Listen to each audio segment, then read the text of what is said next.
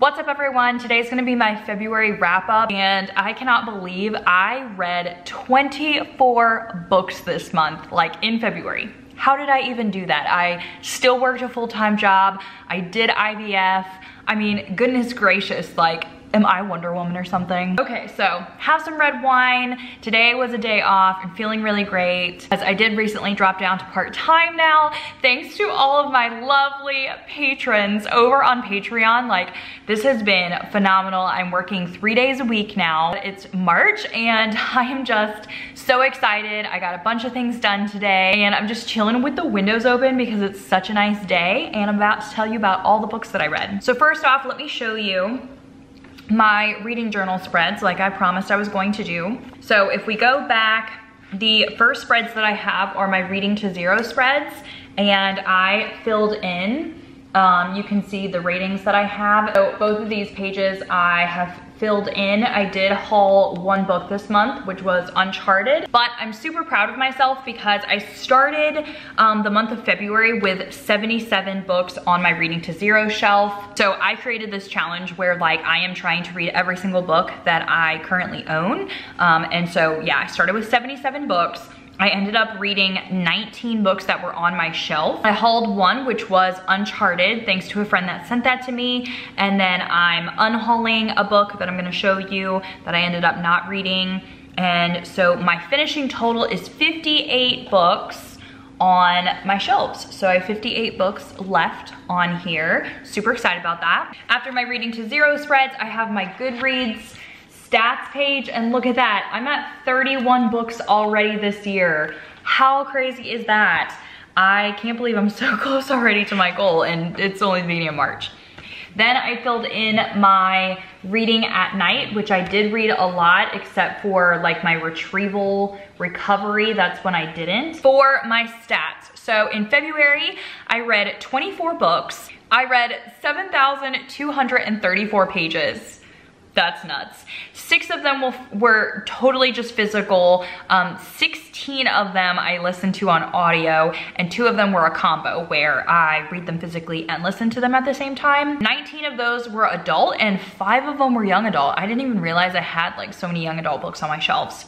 I had 4 5 stars, 2 4 stars, 9 3 stars, 6 2 stars, and 3 1 stars, and 1 DNF. That's what we're gonna talk about first then, because I'm gonna go in order of star rating. And I read 9 thrillers, 5 nonfiction, 10 romance. I also didn't realize I had that many romance on my shelf. And yeah, that was pretty much it. So that's like all I guess that's on my shelf really are like thrillers, nonfiction, and romance. I ended up adding in the buddy read for my March Patreon buddy read, which I'm super excited about that. Because I dropped down to part-time, I'm actually adding some more exclusive content to Patreon. So you guys do a buddy read with me over there. And previously I just had a Discord server, but I'm now going to be doing an exclusive Patreon Zoom like book discussion. So at the end of the month, once we're all done reading the book together, then I'm gonna be hosting a Zoom like little party. We can drink, eat snacks, and talk about the book. So it's almost gonna be like a real live virtual book club. If you wanna be part of this, all you have to do is join my Patreon. Starting at tier 2 and higher, which is the $6 tier and higher, you can buddy read with me. Plus you also get a monthly bookmark at that tier and lots of other features. So definitely head on over there. The link will be down below and I would love to have you a part of the family. Okay, if we look at my actual spreads for February, I didn't end up filling in the reading calendar because I read so many books. I just did not have time to fill out the calendar because I literally read like a book a day. This is how I fill them out. I will link the video up here that shows you how I like cut and paste these out. I do it on sticker paper. It's really, really easy. And so I just kept track of all of the books that I read in the month of February. And then I did set up my March spread here. So these are the books that I'm planning on reading in March. These are my Reading to Zero stats starting out. And as you can see, I am currently reading The Secrets of Us by Lucinda Berry. So that was my reading journal. Let's go ahead and get into the reviews. So I'm gonna start out with my DNF. This is Stay Sexy and Don't Get Murdered. I started listening to this on audiobook, and I think I only made it like maybe 10% in before I decided that this just wasn't gonna work for me. I actually don't listen to their podcast. I know nothing about these ladies. I just picked up this book because I had heard great things about it, but I really think that you would have to be fans of the podcast, know who they are, kind of know who they're about in order to appreciate this book. So I'm just going to unhaul it.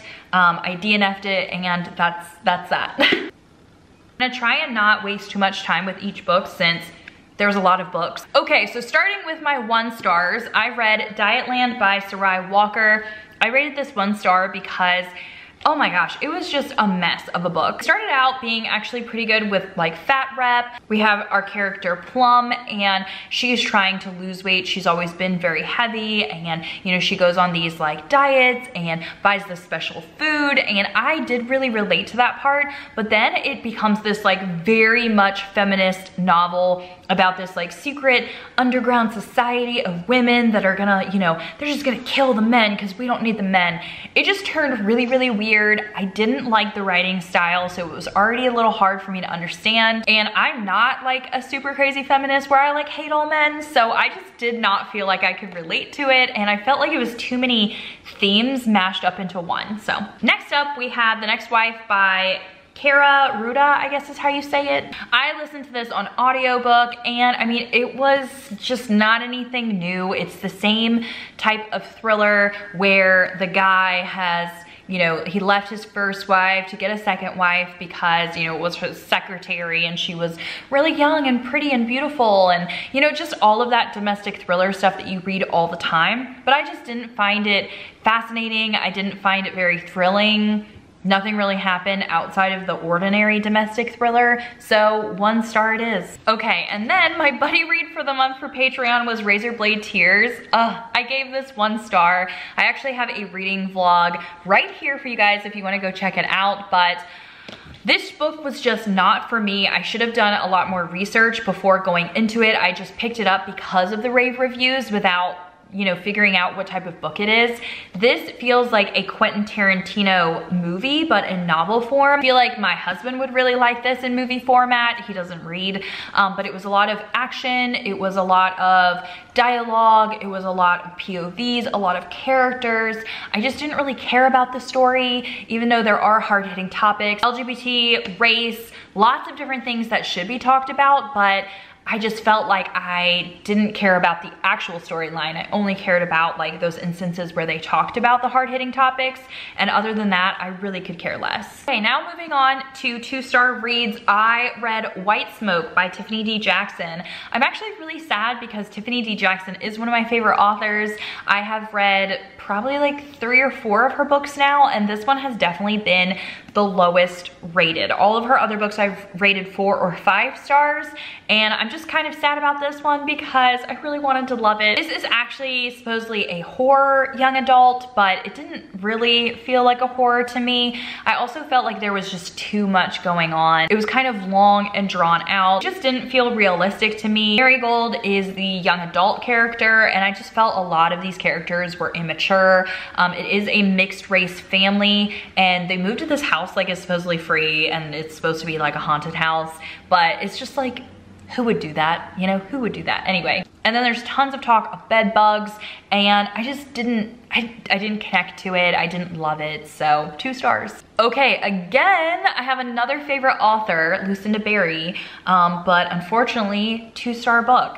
I'm having some duds in my favorite author realm right now. This is The Best of Friends, and this just reminded me of Big Little Lies. So, you know, just very overdone, nothing new, nothing crazy. I do really love Lucinda Berry's writing style, and I particularly love that she's a former psychologist, and she always takes these real life experiences, especially with child trauma, and she kind of blurs the lines between fiction and nonfiction. But this one was just boring. Like, nothing really stood out to me, and I feel like you could just, you know, not even read this one. Just go to some of her other ones that I love, especially Saving Noah. Pick that one up because that one's like So original. I haven't seen anything done like that and absolutely loved it, but not this one. Okay, then we have Pretty Stolen Dolls. This is actually a series. I will not be moving on with the series. This was a 2-star read for me. Now, a lot of people were raving about this because of it being dark and disturbing. But for me, this is like a romance thriller, but more of like a erotic kink romance thriller. So it had like a lot of dark and disturbing thriller themes, but it also had like dark and disturbing like kinks and romance themes to it. So I am not someone that loves a lot of erotica, a lot of sex in books. So I was just kind of like really disgusted. And just to like give you a small glimpse of like what I'm talking about, this is about a kidnapper that kidnaps like these young girls, and he ends up like having sex with one of them that's like a teenager, but like he is just super weird, and he will literally like, he stuck his fingers into her while she was on her period and then licked the period blood off of his fingers. No, 2 stars, like, no thank you. Okay, next up I have Uncharted. This was the book that I hauled this month. My friends reached out to me and sent me a copy because this is actually like the novella of On the Island, which is one of my favorite books of all time. So thank you so much for sending this to me. I did only rate this 2 stars because I just didn't feel like it was needed. I honestly, like after reading this, I was like, oh, On the Island was just so good by itself. This actually doesn't really tell much of the story characters from the first story. It focuses on Owen, which, I mean, if you read the first book, you know who that is. And I just kind of felt like it was a waste of time. Like Tracy didn't really need to write this book, so. Okay, then we have Slammed by Colleen Hoover. And this was the last, well, I mean, there's one other Colleen Hoover book, like, well, further up, I guess, in my ratings. But this was like the last book that I had to read in order to finish all of my Colleen Hoover books. And I ended up doing a whole like tier rating video. So if you want to see that, I'll put it up here. So I read all of the Colleen Hoover books, and, you know, we have some that we absolutely love. We have some that we didn't, you know, slammed. This one, you can just tell this was Colleen Hoover's first book that she wrote, and you can tell because she kind of throws like everything she could think of into this book. So you have an age gap romance, you have a young adult romance, you have hard-hitting topics, you have emotion, you have some funny parts, but I just felt like with all of that being thrown together, especially with the themes that were happening in there, it felt very unrealistic. This is about like a young adult who goes on a date and she finds out then that that's actually her poetry teacher. So I don't know, it was just a weird vibe, and I didn't feel like the story would have happened in real life, if that makes sense. And then, I don't know, there was just so many deaths in this book. I was like, all right, Colleen, like, you don't have to do that much. It's fine. Okay, I read a few books that weren't on my shelf, so I don't have some physical copies. I read The Last Days of John Lennon, and this I gave 2 stars. I wish it would have focused more on the actual last days of John Lennon. It's actually kind of just a history of the Beatles. It felt very much like a history book, and so compared to when I read other nonfiction, especially like memoirs, they usually feel like fiction books, like they're very easy to read or easy to listen to. This just kind of felt like a bunch of information kind of crammed into a book, but I also thought I was gonna learn a little bit more about the killer, and I didn't. So I feel like this could definitely have been written better. Maybe, I don't know, maybe you can say I'm not, you know, a true Beatles fan, even though I do really love the Beatles. It just wasn't super great. And like, I mean, for instance, like I love Elton John's memoir, like so much. Like I thought I was going to love this, but I didn't. Okay, moving on to our 3 stars. Let's take a wine break. Do you see my bangs? Are starting to grow out, which is great. Can't wait.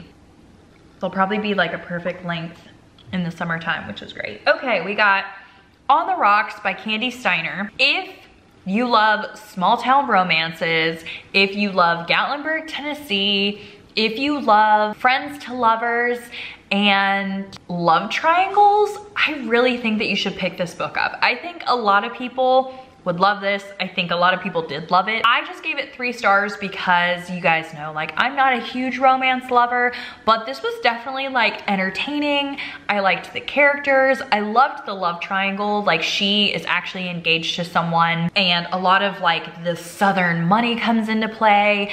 And, you know, is she actually getting married to the right person, or is it just like a political thing? But she starts liking this other guy who's like a whiskey maker, and I don't know, I think if you liked all of the themes that I talked about, you would love this one. So I would definitely suggest picking this up if you are a romance lover and you love all those themes that I just said. Okay, next up, I have Troublemaker by Leah Remini.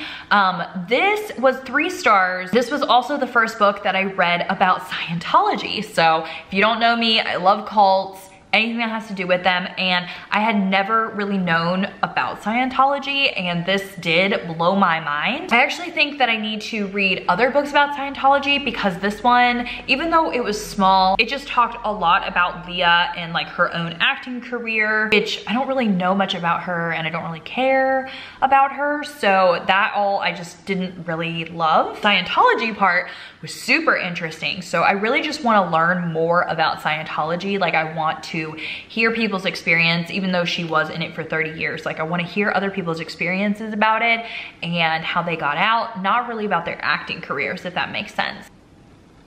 Unfortunately, the sun is going down, and I think we're only halfway. While we're here, I feel like I should start asking questions in my videos. What is a show that you're loving right now? Alvin and I actually just started All of Us Are Dead on Netflix, which is this Korean zombie show. It is so good. If you love zombie shows, like, I mean, I love The Walking Dead for the first like 6 or 7 seasons, and then I just fell off of it. So I've been like wanting to have like that zombie content. This is totally hitting my zombie love and heart. So if you've been looking for something, definitely try that show out. I wanna know what you guys are loving right now, because now that I have a little bit more time, I'm gonna try and keep up with the shows. Oh, also, Love is Blind season 2, totally finished that. I think the reunion episode came out today. Gonna be watching that too. Okay, next up we have All the Lovely Pieces by J.M. Winchester. So this I gave 3 stars because it wasn't like absolutely terrible, but it also was a mixture of like The Last Mrs. Parrish and like Stillhouse Lake put together, because this is about a lady who is like running away from her husband for 9 years, and you know, she's kind of like changing who she is, and I just found it kind of like normal thriller. If this was like the first thriller that you've picked up, you probably would absolutely love it. But if you are a thriller pro like myself, I feel like you would just kind of have seen a lot of these themes in other books. Next up, we have Roommate by Serena Bowen. This is a male-male romance, and the one character, I actually was like, is this me? Because he went to culinary school, he talks about his sourdough bread making and how he had to feed a sourdough starter, and I was like, this is literally me in a book. So that was very entertaining. I loved that part of it, but I definitely think that if you were like to pick up your first male-male romance, I would definitely still go with Him, which is by Serena Bowen and Elle Kennedy, written together. That one I just felt was like more hot, more emotional, more like interesting than this one. I felt like this one was a little bit more boring on those aspects, so that's why I only give it 3 stars. But if you are a lover of male-male romances and you just want like a feel-good romance, then you should pick this one up. Okay, then we have For Your Own Good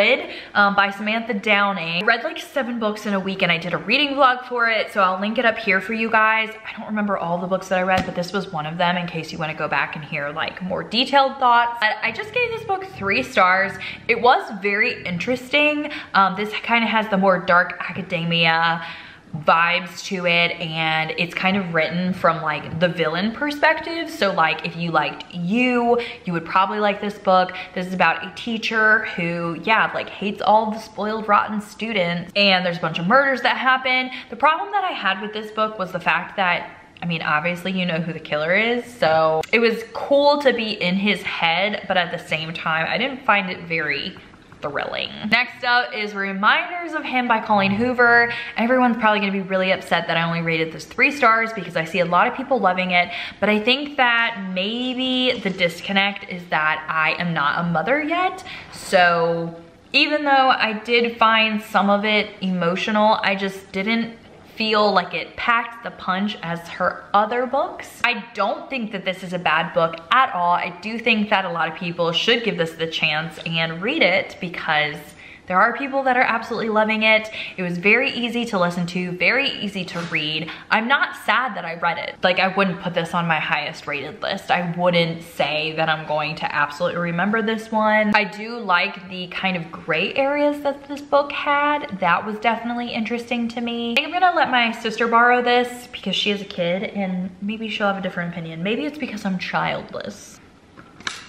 Gotta start turning on the lights now. It's getting dark in here. Okay, then I read A Very Large Expanse of Sea, and this book I rated 3 stars. It probably could have been bumped up to a 4-star if I was younger, but because it just has those young adult themes in it, it's just really hard for me to be able to appreciate young adult books because, in my opinion, a lot of the characters are just very immature, and especially with like all the things that I deal with in my life, it's like, okay, so you didn't get the boyfriend that you want? Like, your life is not over, okay? There are way more things in life that are more important than whether you got asked to prom or not, but maybe that's just me. This book, though, does have a lot of hard-hitting topics, and that is one of the reasons why I liked it. Like, I didn't like the young adult parts, but I actually did like the characters. And Shireen is Muslim, and this happens after 9/11. So it shows just how she is treated, how she deals with racism.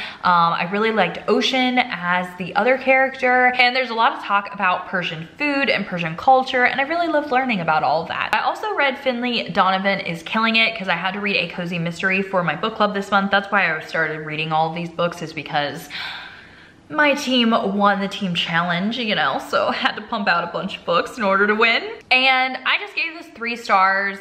I didn't find it as funny as everyone else. I thought it was entertaining in the first half because of it being a single mother who gets hired to commit murders, but I just felt like it was all over the place in the second half. It wasn't very realistic.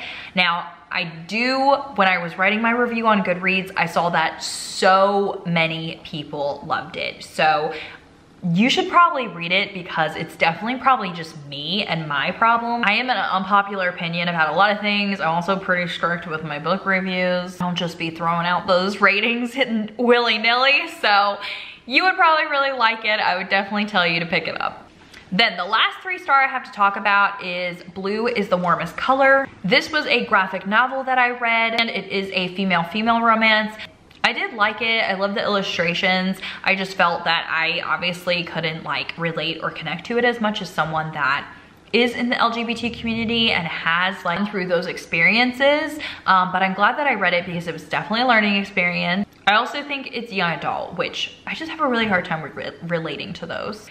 Okay, now moving on to the 4 and the 5-star reads. These are obviously my favorite to talk about. So first up, we have Breaking Free by Rachel Jeffs. This is the first book that I read that is talking about Warren Jeffs, who is a prophet in the FLDS cult.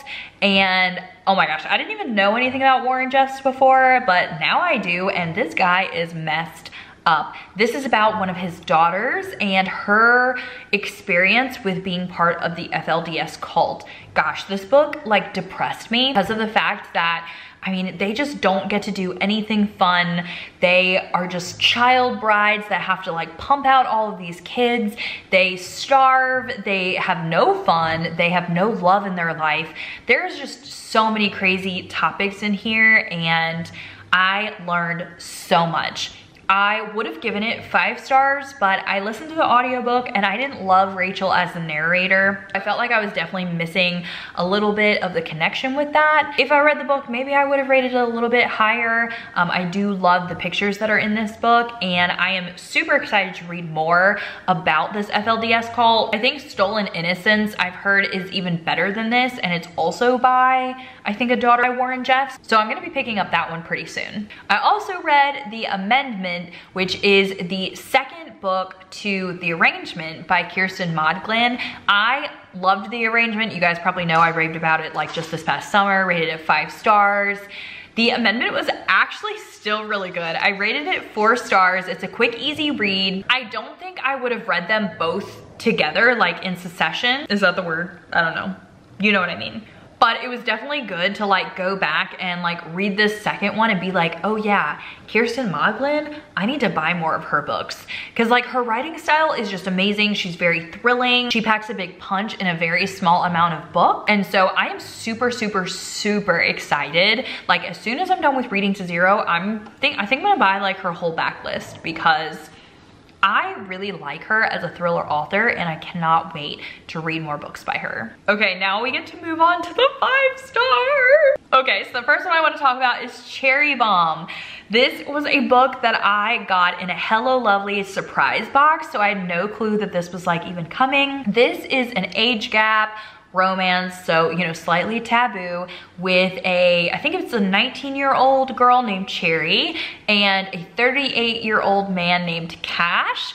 So I absolutely loved this. This feels like a mixture of Birthday Girl by Penelope Douglas and Colleen Hoover books, because there was definitely an emotional, hard-hitting topic in here, and I just loved it. It is kind of short.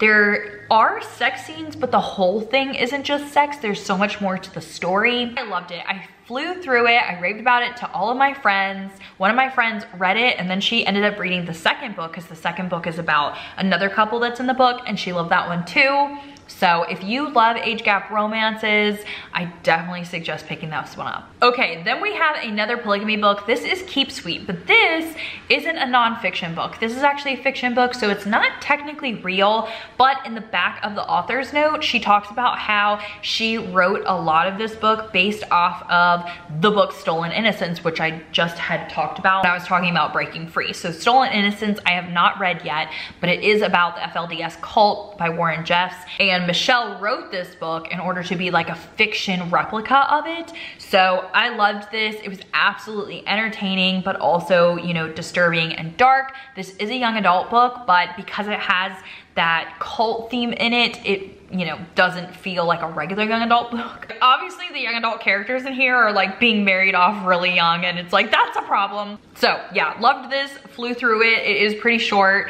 If you've been wanting to dabble into cults, definitely pick this up. If you're like scared of some of the nonfiction books that I've been reading, you know, maybe you don't really love nonfiction, that's a good one. Okay, then I read Hunger by Roxane Gay, which if you remember, I unhauled this last month and I ended up putting it back on my TBR because Gwen reached out to me and she was like, no, I think you're gonna like this one. Like, it's not a poetry book. It's not, you know, something like that, because I just don't love poetry and that's why I originally unhauled it. I am so glad because I ended up rating this 5 stars.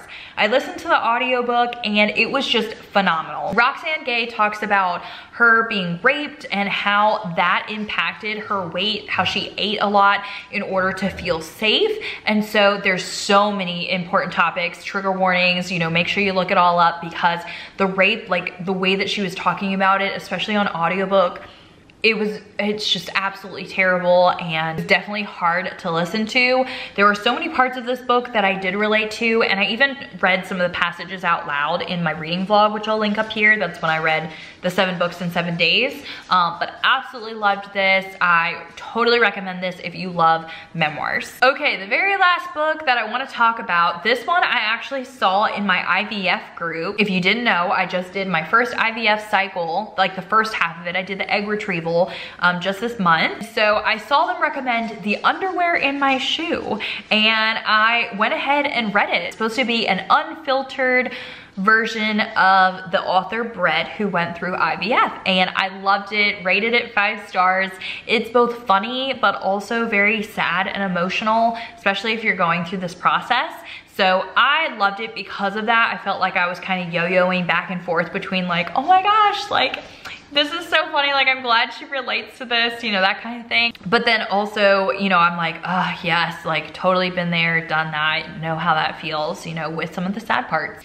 It's not one of those like self-help infertility books where they're like, oh, you know, don't worry, it gets better at the end, like just be positive. and be patient. No, this is about like, you know, infertility is real. You might not get your rainbow at the end. This really sucks. You have to do this, and other people don't even know what that's like. So I loved it. Highly recommend to anybody that is going through infertility or IVF. I thought it was totally relatable. And I'm just really glad that Brett wrote that book because it was definitely needed. I think that is it. I think I finally made it through all of the 24 books that I read. Hopefully I didn't miss anything. I know that was kind of like quick going through it all, but there was just so many books. I definitely do not want to read that many books in a month again. I do feel like it's hard to just remember everything and just enjoy your reading when you read so fast or you read so many books in a month. I don't necessarily think though that if I would have read these books in a different month, I don't think that I would have rated them any higher than I did. I think because of the fact that I'm just learning my reading taste a lot better, that I feel like I can pick out a 4 or 5 star read like when I see it. Like right now, you know, I'm on a very big nonfiction, especially cult journey, whereas not every thriller now is like highly rated by me, and romances and young adult usually aren't really highly rated by me. So do I think that it made an impact on my rating? No, I don't think so. But at the same time, I also don't wish to rush through them as fast. But I am glad that I read a bunch from my Reading to Zero shelf, and I'm excited for March and to get back into a normal reading habit. I hope you all really enjoyed this video. I will see you all very soon in another one. Bye everyone.